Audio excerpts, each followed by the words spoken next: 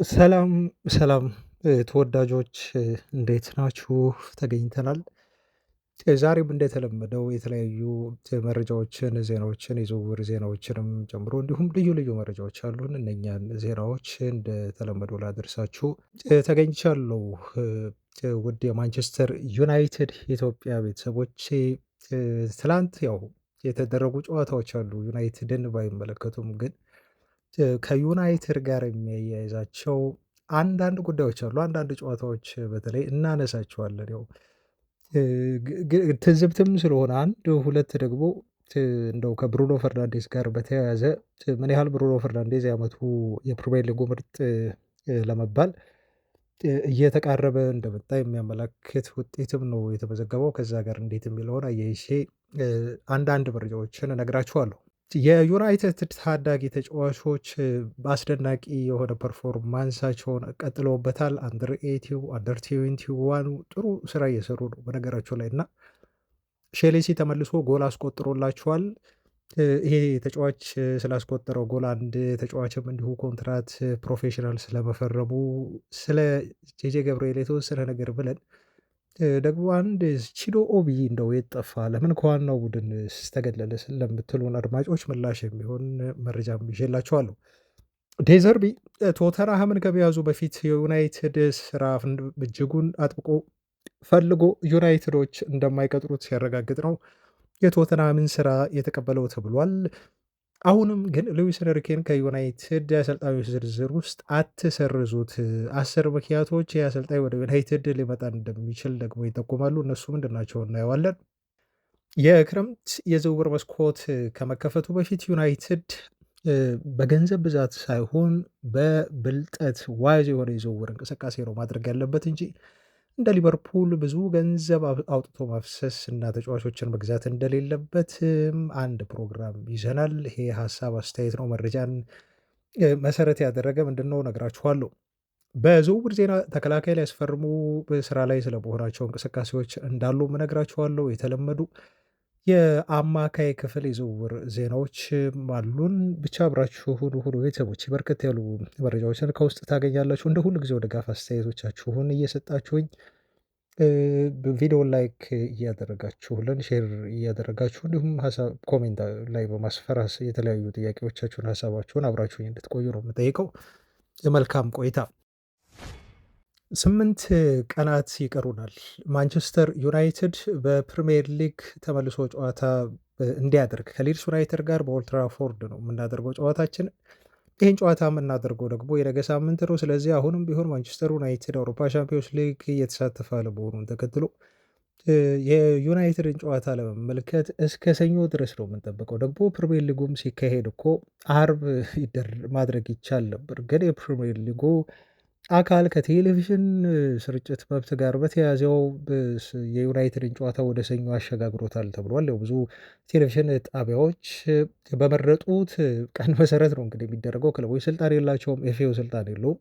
የቴሌቪዥን መብት የሚገዙ ማሰራጫ ጣቢያዎች ናቸው ቀናቱን የሚወስኑት። የዩናይትድ ጨዋታ እንግዲህ ሰኞ ይሁንልን ካሉ ይሆናል፣ አርብ ይሁንልን ካሉ ይሆናል። ምክንያቱም ፕሪሚየር ሊጉ ማለት ኮሜርሻል ነው፣ ገቢ ለገቢ ነው ቲሞች የሚጫወቱት ታውቃላችሁ። ኦፍኮርስ ክለቡንም እንደሚጠቅም ይሄ ነገር ይታወቃል። ለማንኛውም ዩናይትድ ሰኞ ቀን ጨዋታውን እንዲያደርግ ይገደዳል፣ ሌሎቹ ቡድኖች በሙሉ ከተጫወቱ በኋላ። አሁን የዩናይትድ ጨዋታ ከአንድ ሳምንት በኋላ መደረጉን ተከትሎ እንግዲህ እኛም ያው እግር ኳስ ተመልካች እና እግር ኳስን እናፍቃለን እና የተለያዩ ጨዋታዎችን ማየታችን አይቀርም። ሰሞኑን ደግሞ ያው ሳንጫወት ብዙ ነገሮች እንዲሁ የተደሰትንባቸው ቀናት ናቸው ብሎ መናገር ይቻላል። እንደ ዩናይትድ ደጋፊ አርሰናል ከኤፍኤ ካፕ ውጭ ሆኗል ትላንት። ይሄ የአርሰናል ከኤፍኤ ካፕ ውጭ መሆን ደግሞ ለብሩኖ ፈርናንዴዝ በተዘዋዋሪ ሊጠቅመው ይችላል። ኦፍኮርስ እዚህ ጋር ይሄን ጉዳይ እናነሰዋለን። ከዛ ውጭ ደግሞ ሊቨርፑልም እንደዚሁ በጣም አሳፋሪ በሆነ ሽንፈት ነው ከኤፍኤ ካፕ ውድድር የተሰናበተው። ማይክል አርቴታ በዚህ ሲዝን ትሮፒለስ የመሆን እድሉ በጣም ጠባብ ይመስላል። ምክንያቱም የፕሪሚየር ሊጉን ዋንጫ የማንሳት እድሉ አሁንም በእጁ ነው። በጣም ጥሩ እድል ያላቸው ይመስላል። በሊጉ ግን አነሳሳቸው ለአራት ዋንጫ ነበር። ከዚህ አራት ዋንጫ ወይም ኳድራፕል ተብሎ ብዙ ጊዜ ሲነገረን ከነበረው ትርክት ግን በአንድ ሳምንት ውስጥ ነው ክለቡ አሁን ከኳድረፕል ወጥቶ ወደ 2 ዋንጫዎች ደብል ዋንጫ ስለ ደብል ዋንጫ ማውራት የጀመረው። ይሄ በጣም አስከፊ የሆነ ውድቀት ነው እውነት ለመናገር በአንድ ሳምንት ጊዜ ውስጥ እንደው ኢንተርናሽናል ብሬኩ በመሃል ገባ እንጂ አርሰናል 4 ዋንጫን ሲያልብ የነበረ ቡድን ነው። ግን ትላንት ደግሞ ከአራቱ ሁለተኛውን ማጣቱን አረጋግጧል እና በጣም ያማል ሲል ነው ሽንፈቱን የገለጸው አርቴታ። ጎሉ የተቆጠረበት መንገድም በጣም ያማል ሲል ትላንት ተናግሯል ማለት ነው። ግን እዚህ ጋር የፕሪሚየር ሊጉን የዓመቱ ምርጥ ሽልማት ለማግኘት እንደው ተፎካካሪ የሆኑ 2 ተጫዋቾች ፕራይስ እና ብሩኖ እንደሆኑ ታውቃላችሁ። እና ከዚህ ኤፍ ኤ ካፕ ጨዋታ በፊት ከሲቲ እና ከሊቨርፑል በፊት ጋዜጣ መግለጫ ሲሰጥ ፔፕ ጋርዲዮላ አንድ ጥያቄ ተጠየቀ። ምን አለ? ማን ነው የዓመቱ ምርጥ ተሸላሚ መሆን ያለበት ራይስ ነው ብሩኖ ፈርናንዴስ ተብሎ ሲጠየቅ ጋርዲዮላ ዲክላን ራይስ ብሎ ጥያቄ ምልክት አነሳ። ዲክላን ራይስ ነው የምትሉኝ አይነት ነገር ነው ጥያቄ ያነሳው። ዲክላን ራይስ መሆን የለበትም በፍጹም ይህ አግባብ አይደለም ሲል ጋርዲዮላ ይመልሳል። በፍጹም ሲል ነው የሚመልሰው ደጋግሞ። ኢምፖስብልም ሲል ተናገረ። ይህን ቃል ተጠቀመ። ሊሆንም አይችልም በፍጹም አለ። ይሄ ተጫዋች እኮ የወሩ አንድ ጊዜ እንኳን ምርጥ ተጫዋች ተብሎ አልተመረጠም። ራይስ አንድ ጊዜም ቢሆን አለ ፔፕ ጋርዲዮላ 0 ሲል ነው የገለጸው። ብሩኖ ፈርናንዴዝን ተመልከቱ። 6 እኮ ከዓመቱ ውስጥ 6ቱን የወሩ ምርጥ ተጫዋች ተብሎ የተመረጠው ብሩኖ ፈርናንዴዝ ነው። ስለዚህ በዚህ ሌቭል በዚህ ደረጃ ምንም አይነት እድል የለውም ራይስ። ለኔ ሁሌም ቢሆን ይሄ ነገር ተወስኖ ቀደም ብሎ አልቋል። ብሩኖ ፈርናንዴዝ የዓመቱ የፕሪሚየር ሊግ ምርጥ ተጫዋች ነው ለኔ በሚል ፔፕ ጋርዲዮላ በጣም የሚያስገርም አስተያየቱን በዚህ ጉዳይ ላይ ለመከራከር ራሱ የሚበቃ መሆን እንደሌለበት ነው የተናገረው ማለት ነው። እና በጣም የሚያስገርማችሁ እንግዲህ በፕሪሚየር ሊጉ በዚህ ሲዝን ራይስ አንድም ጊዜ ወሩ ምርጥ አለመባሉ ነው። ብሩኖ ፈርናንዴስ በተቃራኒው 6 ጊዜ ወሩ ምርጥ ተብሏል። ይህን ነገር ፓትሪስ ኤቭራ ደገመው። ምን አለ? ብሩኖ እኮ አለ ብሩኖ እኮ ሪከርድ ለመስበር 2 የወሩ ምርጥ መባል ብቻ ነው የቀረው አለ። ተዉት የፕሪሚየር ሊጉን ምርጥ ሲዝን ማሳለፍ ይቅርና የፕሪሚየር ሊጉን አጠቃላይ የወሩ ምርጥ ሪከርድ ለመስበር 2 ፕሌየር ኦፍ ዘ መንዝ ብቻ ነው የሚቀረው።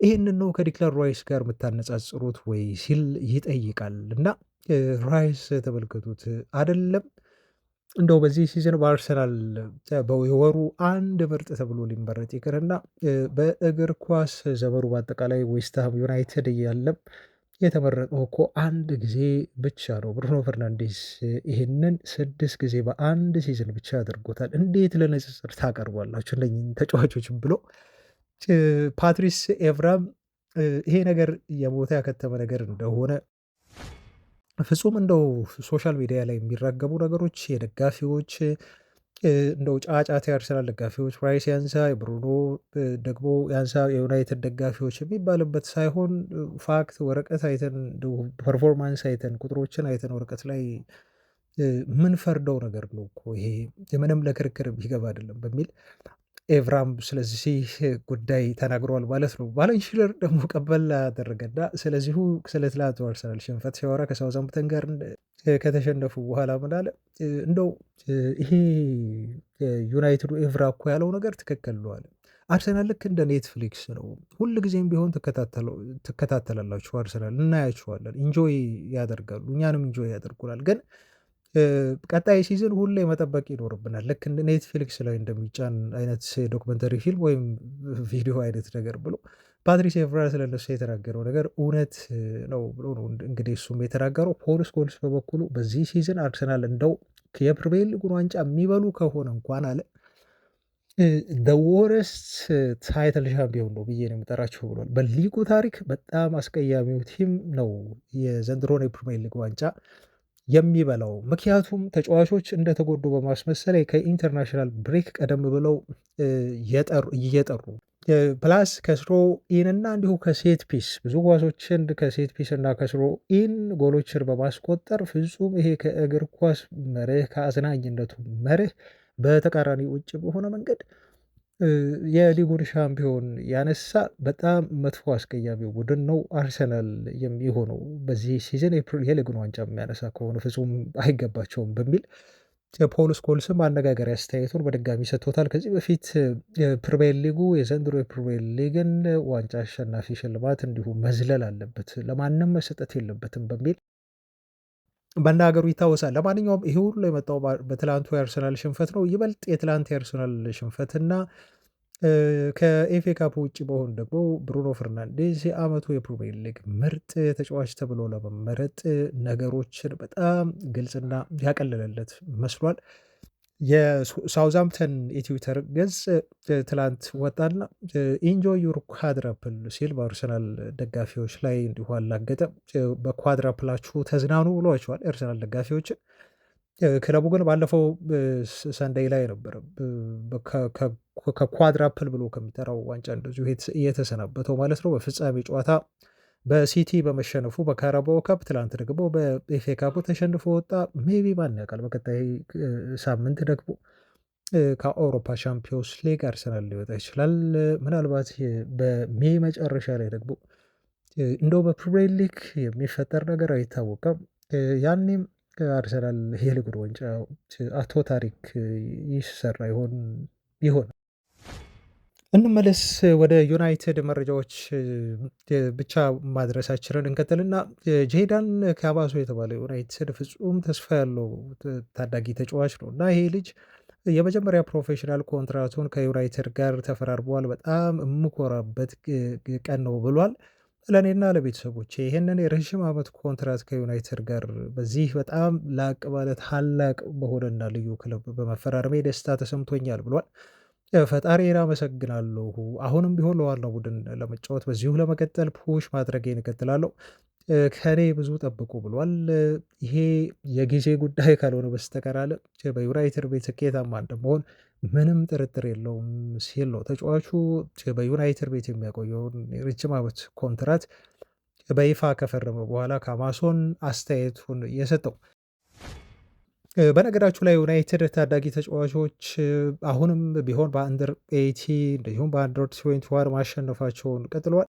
በጣም አስደናቂ ጉዞ ነው እያደረጉ ያሉት። ሼሌሲ ተመልሶላቸው ነበር እና ባለፈው ጨዋታ አድርገው የዩናይትድ አንደር 18 2-1 በሆነ ውጤት አዌ ሊድስ ዩናይትድን ማሸነፍ ችለዋል ማለት ነው እና ሊድስ ዩናይትድን 2-1 የዩናይትድ አንደር 21 ያሸነፈው ሊድስ ዩናይትድን 2-1 አሸነፈ።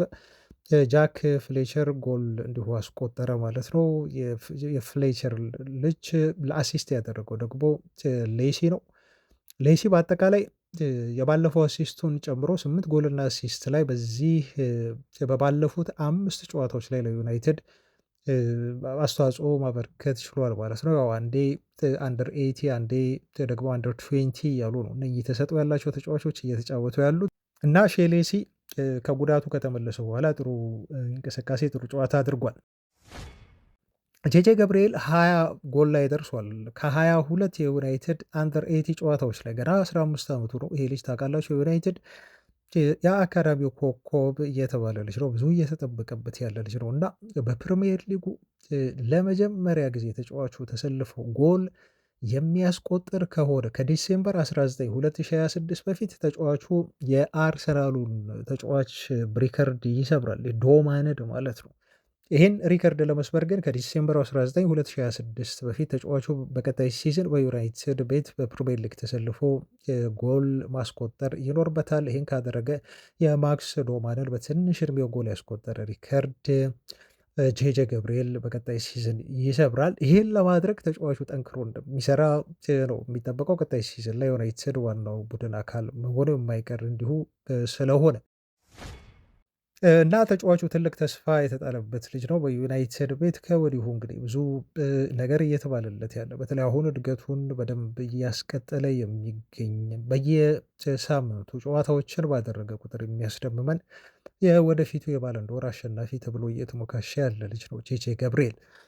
ቺዶ ኦቢ የት ጠፋ ለምትሉን ምላሽ እንስጣችሁ ቤተሰቦች። ይሄ ሆን ተብሎ በክለቡ እና በተጫዋቹ ስምምነት የተደረገ ባለፈው ሲዝን በተለይ ሩበን አሞሪም በነበረ ሰዓት ቺዶ ኦቢ ከዋናው ቡድን ጋር ይበልጥ ተካቶ ልምምዶችን ይሰራ፣ በጨዋታዎች ላይ ይሳተፍ ነበረ። በተለይ ራስመስ ሆለንድ ብዙ በማይሳካበት ወቅት ዩናይትድ ይህን ልጅ በመሞከርም እንዲሁ ይታወቅ ነበረ። ነገር ግን አሁን ብዙ ከዋና ቡድን እንዲርቅ ተደረገ።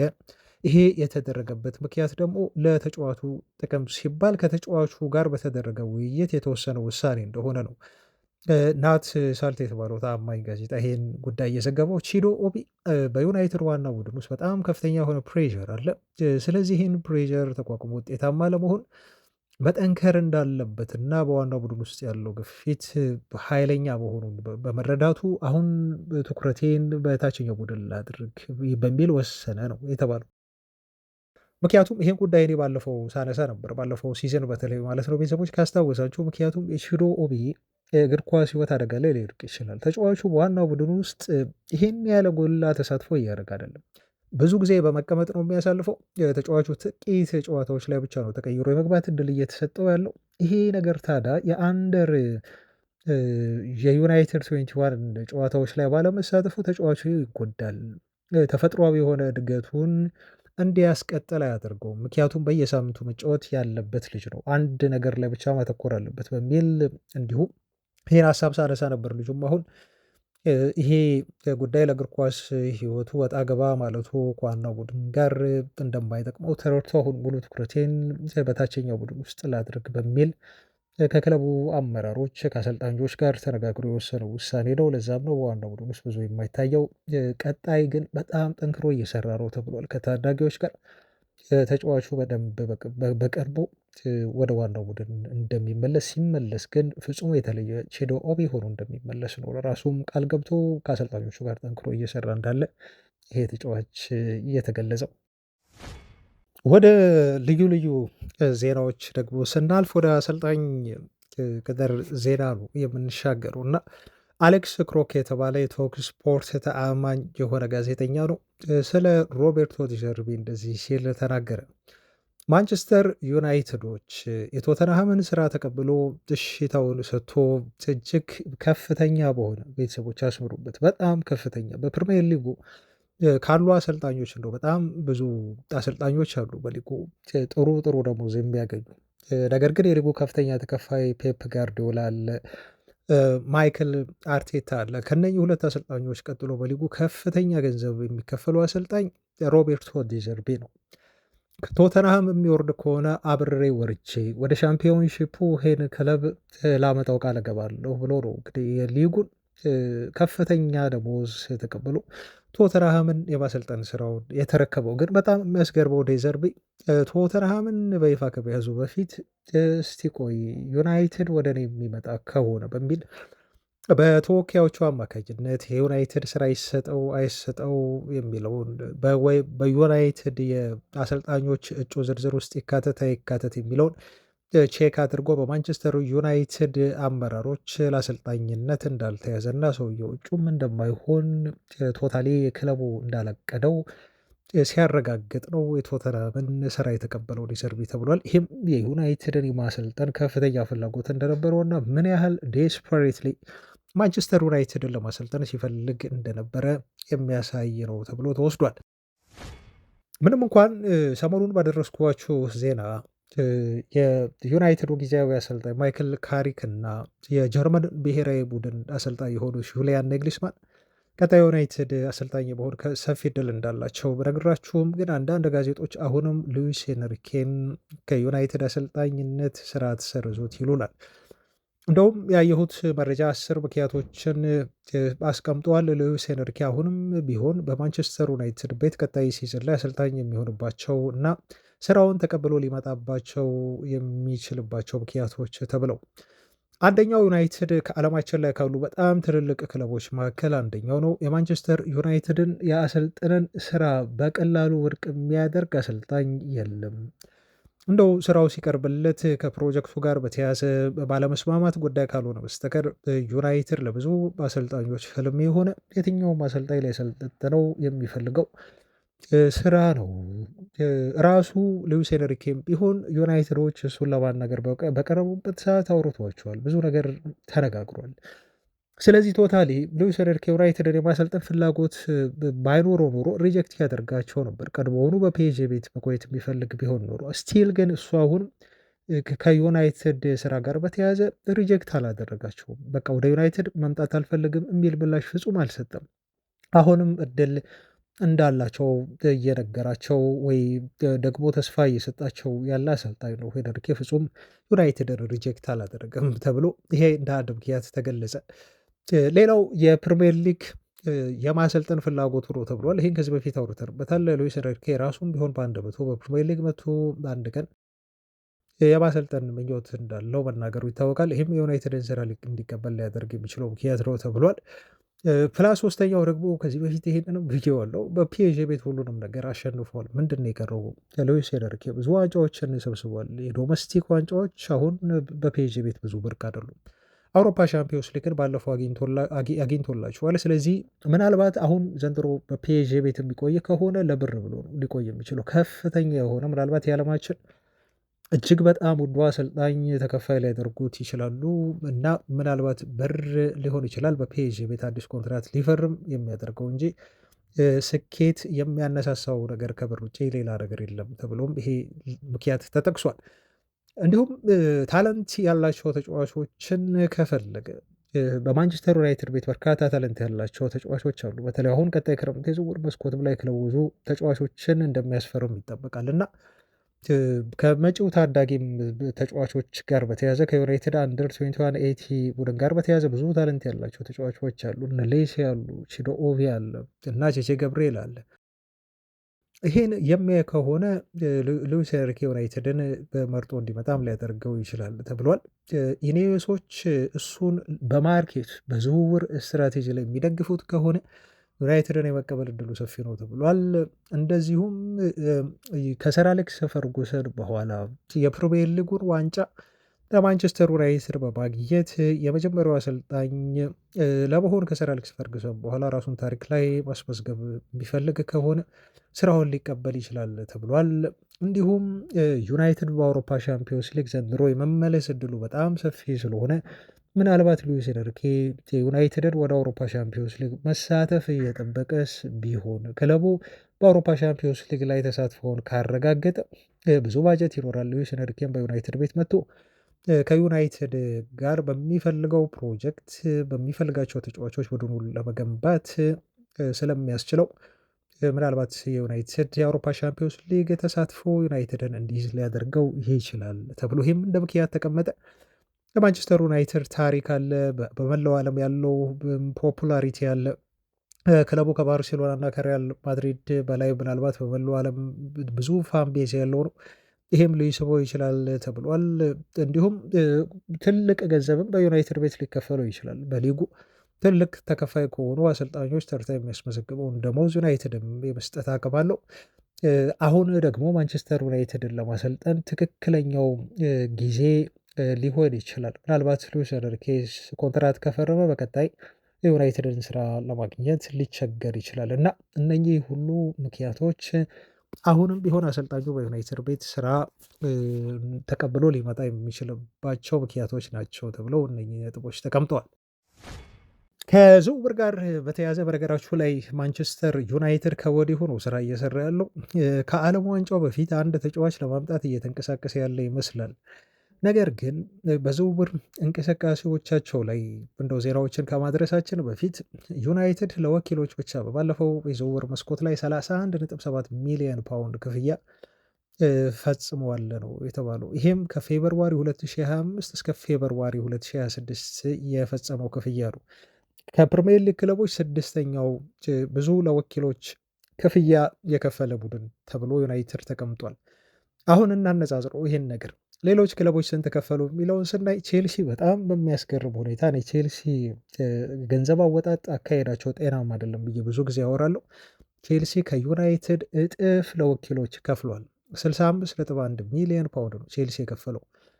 ሁለተኛ አስቶን ቪላ በርካታ ገንዘብ ከፍሏል፣ 38.4 ሚሊዮን ፓውንድ። ማንቸስተር ሲቲ 37.4፣ ሊቨርፑል 33.9፣ አርሰናል ኢቨን ከዩናይትድ በላይ ነው ለወኪሎች የከፈለው 32.1። ዩናይትድ ስድስተኛ ተቀምጧል 31.7 የወኪሎች ክፍያ በመክፈል። ይሄ ነው እንግዲህ ዩናይትድን አሁን በዝውውር የተለየ የሚያደርገው በጣም የተቀናጣ እንደው አለባል የሆኑ ወጪ አሁንም ይሄን ለመቀነስ ነው ክለቡ ጥረት እያደረገ ያለው። ከዚህ በፊት ለወኪሎች በጣም ብዙ ብር የሚከፍል ቡድን ነበር። ምክንያቱም ወደ ዩናይትድ ተጫዋቾችን የሚያመጡት ወኪሎች ናቸው ጠቀም ያለ ክፍያ በመከፈል። አሁን ግን ይሄ ነገር ቀርቷል። ዩናይትድ ባላንስ እያደረገ ነው። በተጫዋቾች ፍላጎት ወኪሎች ደግሞ ማግኘት የሚገባቸውን እንዲሁ ተፈጥሯዊ የሆነ ቦነስ በመስጠት ነው ተጫዋቾችን ለመሳብ ወደ ክለቡ ለማምጣት ጥረት እያደረገ ያለው። ሊቨርፑል ካስታወሳችሁ ባለፈው የዝውውር መስኮት 482.9 ሚሊዮን ዩሮ ወጪ አውጥቷል በተጫዋቾች ዝውውር። በዚህ ገንዘብ ታዲያ አይዛክን አስፈረመ፣ ፍሎራን ዊትስን አስፈረመ፣ ፍሪምፖንግን አስፈረመ፣ ኢኬቲኬን አመጣ፣ ኬርኬዝን ማስፈረም ቻለ። ነገር ግን ይሄ ሁሉ ገንዘብ ሊቨርፑልን የፕሪሚየር ሊጉ ተፎካካሪ አላደረገውም። ይባስ ብሎ ከአውሮፓ ሻምፒዮንስ ሊግ ሊቨርፑል የሚወጣበት እድል እንዲሁ ተፈጠረ። ክለቡ በኤፍኤ ካፕ በጊዜ ተሰናበተ። አሁን ብቸኛ ያለው ተስፋ የአውሮፓ ሻምፒዮንስ ሊግ ይመስላል። እሱም መድረኩ በጣም ከባድ ነው። ሊቨርፑል ዘንድሮ ካለበት አቋም አንጻር ምናልባት ከፕሪሚየር ሊጉ ያለፉት ዓመታት ሊቨርፑል በጣም ወረስት የሆነውን ሲዝን እያሳለፈ ሳይሆን አይቀርም። ስንት አውጥቶ ቤተሰቦች ወደ 500 ሚሊዮን ዩሮ በዝውውር መስኮቱ ላይ ፈሰስ አድርጎ።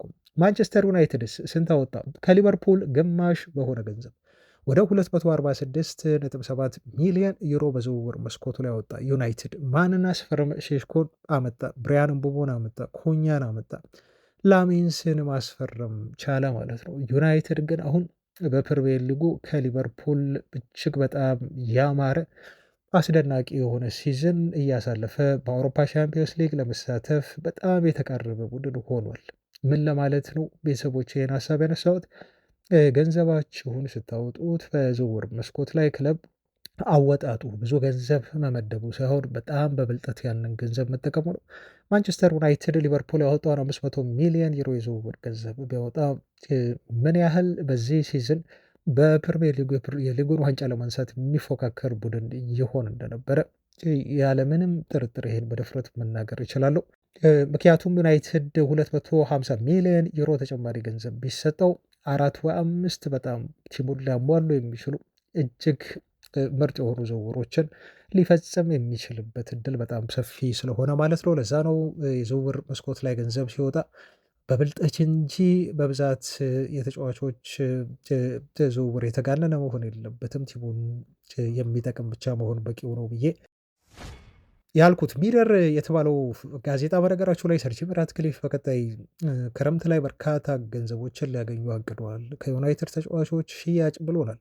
እስከ 100 ሚሊዮን ፓውንድ በላይ ያገኛል። ሻምፒዮንስ ሊግ ስንገባ ከ100 ሚሊዮን ፓውንድ በላይ እናገኛለን።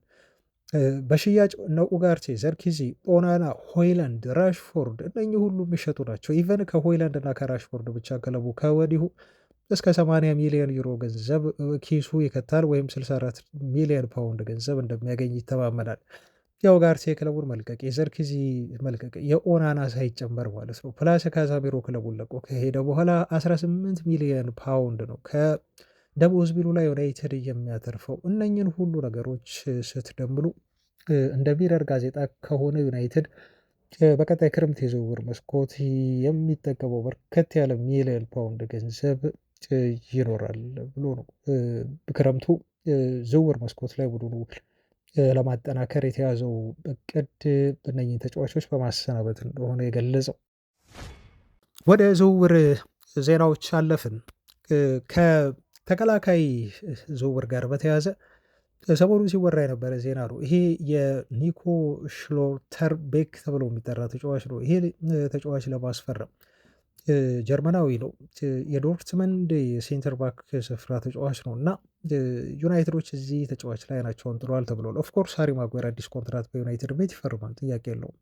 ነገር ግን ይሄ ተጫዋች ኮንትራት ቢፈርምም የዩናይትድ ሴንተር ባክ ጉዳይ ከዚህ በፊት ብዙ ነገር አውርቼበታለሁ፣ አልመለስም። ቤተሰቦች ፍጹም የምትተማመኑበት አይደለም። በጣም ጉዳት የሚያጠቃው የዩናይትድ ቡድን ክፍል ነው፣ ተከላካይ መስመር ሴንተር ባኩ በተለይ ማለት ነው። ስለዚህ ምን አለ ስካይ ስፖርት፣ አንድ ስሙ ያልተጠቀሰ ክለብ ያው ከእንግሊዝ ነው ማንቸስተር ዩናይትድ እንደሆነ ነው ብዙዎች እየተናገሩ ያሉት። የተጫዋቹን ቤተሰቦችና ወኪሎች ጋር ቀጥተኛ ንግግር ማድረግ ጀምረዋል። ምክንያቱም በዶርትመንድ ያለው ኮንትራት ሁኔታ ሽሎተርቤክ የተባለው ተጫዋች አሁን በጣም እየጠበበ መጥቷል። ኮንትራቱ ለማደስ የሚያደርገው ጥረት አልተሳካም። ተጫዋቹ ይህን ሲዝን ካጠናቀቀ የ1 ዓመት ውል ብቻ ነው የቀረው። ስለዚህ ቦሩሲያ ዶርትመንዶች ከዓመት በኋላ ተጫዋቹ በነፃ ክለቡን እንዳይለቅ ተመጣጣኝ በሆነ የዝውውር ገንዘብ ይሸጡታል። ምክንያቱም ዶርትመንድ ሻጭ ክለብ ነው ተብሎ ነው የተገለጸው ማለት ነው። ከ30 እስከ 35 ሚሊዮን ዩሮ የዝውውር ዋጋ ነው ዶርትመንድ የሚፈልገው ተብሏል። ይህም በጣም ብዙ ገንዘብ ነው። የ1 ዓመት ኮንትራት ለቀረው ለተከላካይ መስመር ተጫዋች ዩናይትድ ብዙ ገንዘብ ሳያወጣ ለተከላካይ ግን ደግሞ አነስ ባለ ገንዘብ ሊያገኘው የሚችለው እና የሃሪ ማጓየርን እንዲሁም የሌሎች በጉዳት ከክለቡ ጨዋታዎች ሚስ የሚያደርጉ ተከላካዮች ይህን ልጅ በማስፈረም ቦታውን ሊሸፍን ይችላል ተብሎ እጅግ በሚታመኑ የዜና ምንጮች እየተገለጸ የሚገኘው ይህ ጀርመናዊ ተከላካይ በ30 እና 35 ሚሊዮን ዩሮ ወደ ዩናይትድ ሊመጣ ይችላል ብሏል። በጣም ታማኝ የሆነው ፍሎሪያን ፕሌተንበርግ የስካይ ስፖርት ጋዜጠኛ ነው። በነገራችሁ ላይ ይህን ዜና ያወጣው ተራ ሩመር አይደለም። ወደ አማካይ ስፍራ የዝውውር ዜናዎች እንለፍ። ዦ ጎሜዝ አሁንም የዩናይትድ የዝውውር ኢላማ ነው ተብሎ ተገልጿል። ይሄ ተጫዋች ሁኔታ ዩናይትዶች ከባለፈው ጥር የዝውውር መስኮት ጀምሮ ሲከታተሉት ቆይተዋል። አሁንም ተጫዋቹ በዩናይትድ የግዢ ዝርዝር ውስጥ ነው የሚገኘው ተብሎ ነው የተነገረው። ወልቭሶች ያው በዚህ ሲዝን ከፕሪሚየር ሊጉ መውረዳቸውን አረጋግጠዋል ማለት ይቻላል። በቀጣይ ሲዝን የሚወዳደሩት በሻምፒዮንሺፕ ነው። ስለዚህ ይህን ተጫዋች ይዘው መቀጠል ደግሞ አይችሉም። ተጫዋቹን እንደሚሸጡት ግልጽ ነው። ተጫዋቹን ቢሆን ወደ ዩናይትድ መጥቶ የመጫወት ከፍተኛ የሆነ ፍላጎት አለው እና የማንቸስተር ዩናይትድ የአማካይ ክፍል ጥልቅ አማራጭ ሆኖም ሊመጣ ይችላል ተብሎ እየተነገረለት ያለ ተጫዋች ነው። ይሄን የገለጸው ቤን ጃኮብስ ነው። ተጫዋቹ አሁንም ቢሆን በማንቸስተር ዩናይትድ አማካይ ክፍል ውስጥ በዲፐር ጥልቀት መጫወት የሚችል በአማካይ ቦታ ላይ እንደዚሁም አስፈላጊ ከሆነ ፕሮግሬሲቭ የሆኑ ሚናዎች ተሰጥተውት በዩናይትድ ወደፊትም እንዲሁም ወደ ኋላም ለተከላካዩ ቀርቦ በሁለቱም መጫወት የሚያስችል ኳሊቲዎች ያሉት ብራዚላዊ አማካይ ስፍራ ተጫዋች ነው እና ዩናይትድ ይህን ተጫዋች በማስፈረም በጣም ውድ ናቸው ከሚባሉ የአማካይ ስፍራ ኢላማዎች ውስጥ እንደ አማራጭ የያዘው በርካሽ አማራጭነት የያዘው ልጅ እንደሆነና አሁንም ዩናይትድ ጆዋ ጎሜዝን ከወልቭስ የማስፈረም ሀሳብ እንዳለው ሊስታቸው ውስጥ እንዳለ ነው ቤን ጃኮብስ ዩናይትድ ስታንድ ዩቲዩብ ቻነል ላይ የተናገረው። ወደ ኢሊየት አንደርሰን ዜና አለፍን። የሳሙኤል ሉካርስን መረጃ ነው አሁን የምነግራችሁ። ማንቸስተር ዩናይትድ እና ማንቸስተር ሲቲ ኢሊየት አንደርሰንን ለማስፈረም በጣም እየተጣደፉ ነው ብሎናል። ይህን ለማድረግ ክለቦቹ ያቀዱት ከዓለም ዋንጫው በፊት ነው። ምክንያቱም የዝውውር መስኮቱ የሚከፈተው ጁን 15 ነው። በቀጣይ የክረምቱ የዝውውር መስኮት ግን ክለቦቹ ከዓለም ዋንጫው በፊት ይህን ተጫዋች ዝውውር ለማጠናቀቅ እየተጣደፉ ያሉት ሁለቱም በየፊናቸው ዝውውሩን ለመጨረስ እየተፎካከሩ የሚገኙት ልጁ በዓለም ዋንጫው ላይ ከእንግሊዝ ብሔራዊ ቡድን ጋር ይበልጥ ጎልቶ የሚታይ ከሆነ ዋጋው በጣም ይንራል። ፎረስቶችም የተጫዋቹን መሸጫ ዋጋ አሁን እየጠየቁ ካለበት ገንዘብ በላይ ሊሰቅሉት ይችላሉ የሚል ፍራቻ ስላላቸው እንደሆነ ነው የተገለጸው። ብዙ ክለቦች ከዓለም ዋንጫው በኋላ የአውሮፓ ትላልቅ ክለቦች በዚህ ተጫዋች ፉክክር ላይ እንዳይገቡ ፎረስቶች የተጫዋቹን ዋጋ ሰቅለው እንዳያስቀምጡ የሚል ስጋት ስላላቸው ነው ማንቸስተር ከተማ ክለቦች ልጁን ለማስፈረም ፉክክር ውስጥ የገቡት ብሏል ሳሙኤል ሉካርስት። ዘሰን ፉትቦል ጋዜጣ ደግሞ ብሩኖ ፈርናንዴስ የሀገሩ ልጅ የሆነው በፖርቹጋል ብሔራዊ ቡድን አብሮት የሚጫወተውና በዌስትሃም በጣም ጥሩ ሲዝን በግል እያሳለፈ የሚገኘው ማቲያስ ፈርናንዴስ ወደ ማንቸስተር ዩናይትድ ቢመጣ ለክለቡ አመራሮች ደስተኛ እንደሆነ ይጠቁማል ተብሎ በጋዜጣው ተገልጿል። ብሩኖ ፈርናንዴስ እንግዲህ ወደ ዩናይትድ አስፈርም ከተባለ ሊያመጣ ከሚችለው ተጫዋች አንዱ የዌስትሃም ዩናይትድ ፖርቹጋላዊ አማካይ ማቲያስ ፈርናንዴስ ነው ተብሏል። የቶናሊንም ዝውውር ዩናይትድ የሚችል ከሆነ እንዲፈጽመው ይሁንታውን የሰጠበት ተጫዋች እንደሆነም ይታወቃል።